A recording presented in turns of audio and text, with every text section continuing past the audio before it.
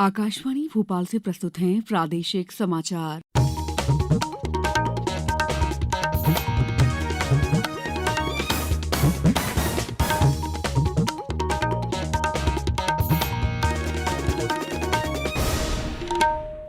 नमस्कार, समाचारों के साथ मैं दीपा सिंह।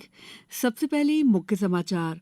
विकसित भारत संकल्प यात्रा के लाभार्थियों से आज बात करेंगे प्रधानमंत्री। तानसेन समारोह में बने Guinness book of world record पर प्रधानमंत्री ने दी बधाई।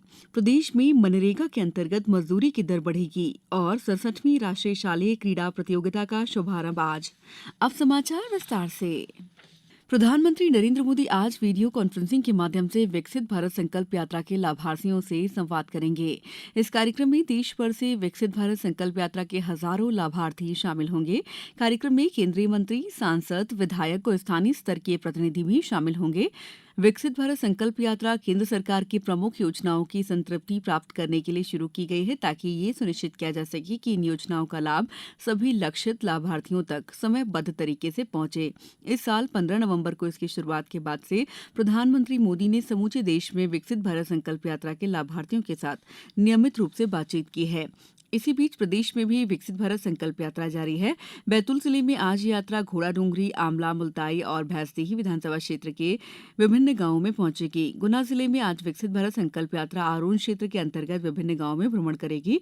सतना में विकसित भारत संकल्प यात्रा कल जिले की विभिन्न ग्राम पंचायतों में पहुंची। इस यात्रा के माध्यम से लोगों को विभिन्न केंद्र प्रवर्तित योजनाओं का लाभ लक्षित लाभार्थियों, खासतौर से वंचित और आकांक्षी लोगों तक समयबद्ध तरीके से पहुंचाने का कार्य किया जा रहा है।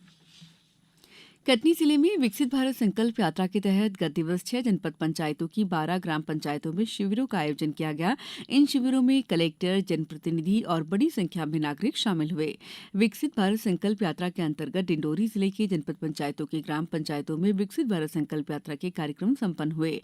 इन कार्यक्रमों में जनप्रतिनिधियों, ग्रामीणजनों, किसानों, स्व सहायता समूहों की महिलाओं, शालाओं की छात्र छात्राओं आदि ने सहभागिता की। मुरैना जिले में विकसित भारत संकल्प यात्रा के तहत संजय कॉलोनी चौराहे पर और गणेशपुरा मस्जिद के पास आयोजित जन कल्याणकारी योजनाओं के शिविर में जनप्रतिनिधियों ने शासकीय योजनाओं की जानकारी दी। प्रधानमंत्री नरेंद्र मोदी ने प्रदेश के ग्वालियर में आयोजित तानसेन समारोह के अंतर्गत आयोजित ताल दरबार कार्यक्रम में एक साथ 1282 तबला वादकों की प्रस्तुति पर बधाई और शुभकामनाएं दी हैं। इस कार्यक्रम को Guinness book of world record में भी दर्ज किया गया है। पेश है हमारे संवाददाता की एक रिपोर्ट। प्रधानमंत्री नरेंद्र मोदी ने सोशल मीडिया पर लिखा है कि यह अद्भुत, अविस्मरणीय और अद्वितीय है। श्री मोदी ने लिखा है कि मैं संगीत की दुनिया के उन सभी कलाकारों को बधाई और शुभकामनाएं देता हूं, जिन्होंने भारतीय संगीत को इस आयाम तक पहुंचाने का सराहनीय प्रयास किया है। ग्वालियर दुर्ग पर हुए ताल दरबार के नाम से आयोजित इस विशेष तबला दरबार में मध्य प्रदेश, उत्तर प्रदेश, राजस्थान और छत्तीसगढ़ सहित देश भर से आए 1282 तबला वादकों ने सुर और ताल से जादू बिखेर कर विश्व रिकॉर्ड बना दिया। मुख्यमंत्री डॉक्टर मोहन यादव ने इस मौके पर प्रदेश में 25 दिसंबर को तबला दिवस के रूप में मनाए जाने की घोषणा की। मधुर संगीत से भरा ताल दरबार अलाउद्दीन खां संगीत एवं कला अकादमी द्वारा आयोजित किया गया था। संजीव शर्मा, आकाशवाणी समाचार, भोपाल। प्रधानमंत्री कौशल विकास योजना के अंतर्गत अब तक लगभग 1 करोड़ 40 लाख लोगों को प्रशिक्षित किया गया है। कौशल विकास और उद्यमिता मंत्रालय के अनुसार प्रधानमंत्री कौशल विकास योजना का उद्देश्य भारतीय युवाओं को अल्पकालिक कौशल अवसरों तक पहुंचाने का अवसर प्रदान करना है। मंत्रालय ने बताया कि वैश्विक मापदंडों के साथ प्रशिक्षण मानकों के लिए इंडिया स्किल्स 2023-24 स्पर्धा आयोजित करेगा।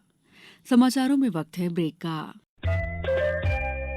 ये समाचार आप आकाशवाणी भोपाल से सुन रहे हैं। हमारे समाचारों को अब आप कभी भी और कहीं भी अपनी सुविधा के अनुसार सुन सकते हैं। ये समाचार बुलेटिन YouTube, ट्विटर और फेसबुक पर AIR न्यूज भोपाल पेज पर भी सुने जा सकते हैं।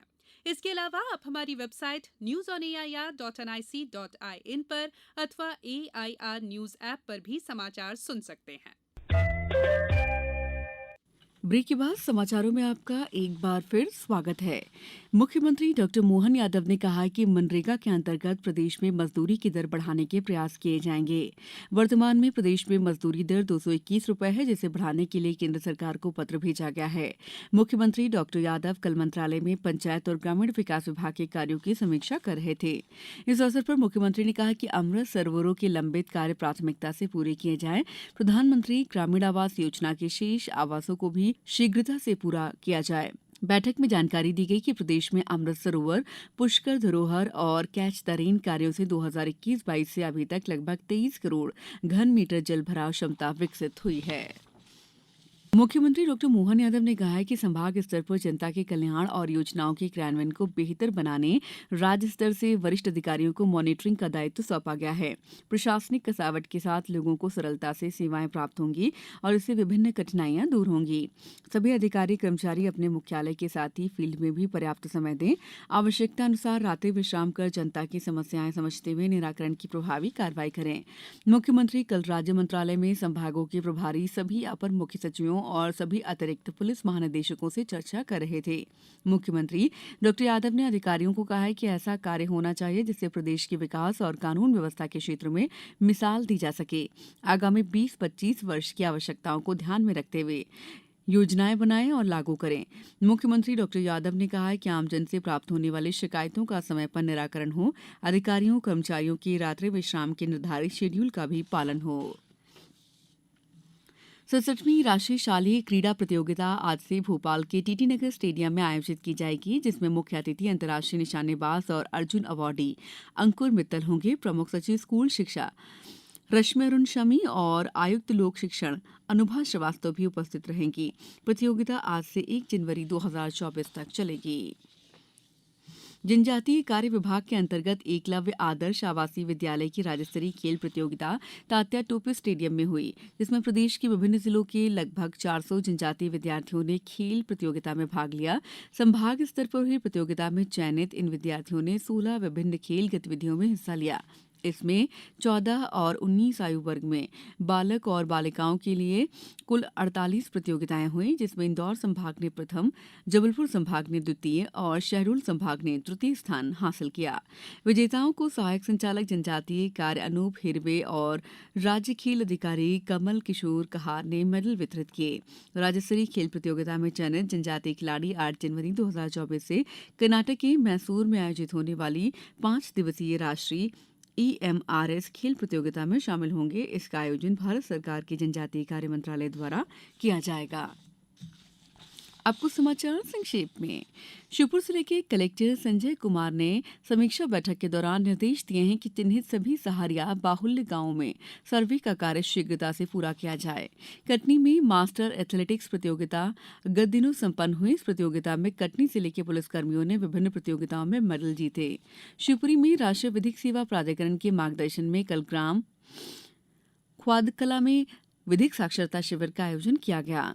पश्चिम रेलवे रतलाम मंडल के उज्जैन, देवास, इंदौर खंड पर दोहरीकरण कार्य के चलते बरलई से लक्ष्मीबाई नगर तक दोहरीकरण का कार्य पूरा हो गया है। अब इस खंड का रेल संरक्षा आयुक्त पश्चिम परिमंडल द्वारा निरीक्षण और स्पीड ट्रायल किया जाना प्रस्तावित है। खंडवा में जनसुनवाई कार्यक्रम के तहत अपर कलेक्टर ने विभिन्न नागरिकों की समस्याएं सुनी और उनके त्वरित निराकरण के लिए मौके पर उपस्थित अधिकारियों को निर्देश दिए। मौसम विभाग ने प्रदेश में अगले 2 दिनों तक कुछ जिलों में घने कोहरे का अनुमान व्यक्त किया है। पश्चिमी विक्षोभ के कारण अगले 2 दिनों में कुछ जिलों में हल्की बारिश की भी संभावना है। इस बुलेटिन में इतना ही। दीजिए इजाजत। नमस्कार।